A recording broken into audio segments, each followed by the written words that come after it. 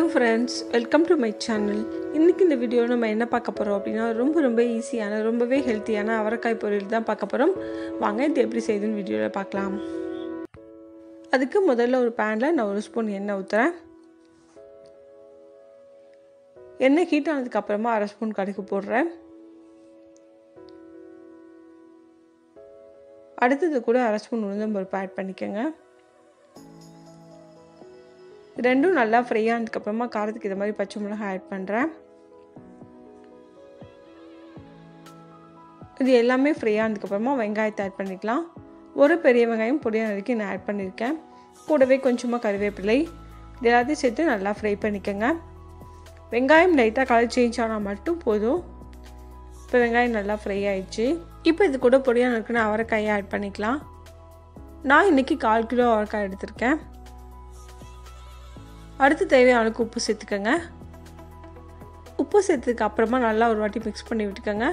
எல்லாம் நல்லா ஒண்ணா மிக்ஸ் ஆகணும் அதுக்காக.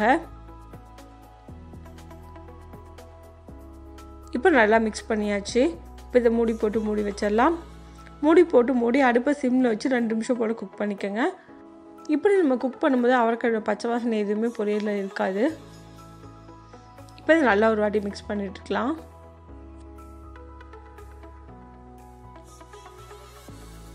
நல்லா மிக்ஸ் பண்ணதுக்கு அப்புறமா தேவையான அளவுக்கு தண்ணி ஊத்தி நல்லா வேக வச்சுக்கோங்க. நான் ஒரு 1/2 கப் அளவுக்கு தண்ணி ஊத்துறேன். மறுபடியும் இத மூடி வச்சிரலாம். மூடி 2ல இருந்து 3 நிமிஷம் போல குக் பண்ணா போதும். அவரைக்காய் நல்லாவே குக் ஆயிரும். இப்போ 3 நிமிஷத்துக்கு அப்புறமா நான் ஓபன் பண்ணி பார்க்கறேன். அவரைக்காய் நல்லாவே குக் ஆயிருக்கு. நல்லா மிக்ஸ் பண்ணி விட்டுக்கங்க. அவரைக்காயில நம்ம ஊத்துன தண்ணி எல்லாம் ட்ரை ஆகி இந்த அளவுக்கு நல்லா குக் ஆனதுக்கு அப்புறமா ஒரு 1/2 கப் அளவுக்கு தேங்காய் தூள் ஆட் பண்ணிக்கங்க. தேங்காய் சேர்த்ததுக்கு அப்புறமா ரொம்ப நேரம் குக் பண்ண வேண்டிய அவசியம் இல்லை. 1 நிமிஷம் போல குக் பண்ணா போதும். நல்லா 1 நிமிஷம் போல மிக்ஸ் பண்ணி விட்டு நம்ம அடுப்பை ஆஃப் பண்ணிடலாம். இப்போ நமக்கு அவரைக்காய் பொரியல் ரெடி ஆயிடுச்சு. இந்த ரெசிபியை இதே மெத்தடில் நீங்களும் செஞ்சு பாருங்க. இந்த வீடியோ உங்களுக்கு பிடிச்சிருந்தா லைக் பண்ணுங்க, ஷேர் பண்ணுங்க, கமெண்ட் பண்ணுங்க. மறக்காம சேனலை சப்ஸ்கிரைப் பண்ணுங்க. தேங்க்ஸ் ஃபார் வாட்சிங்.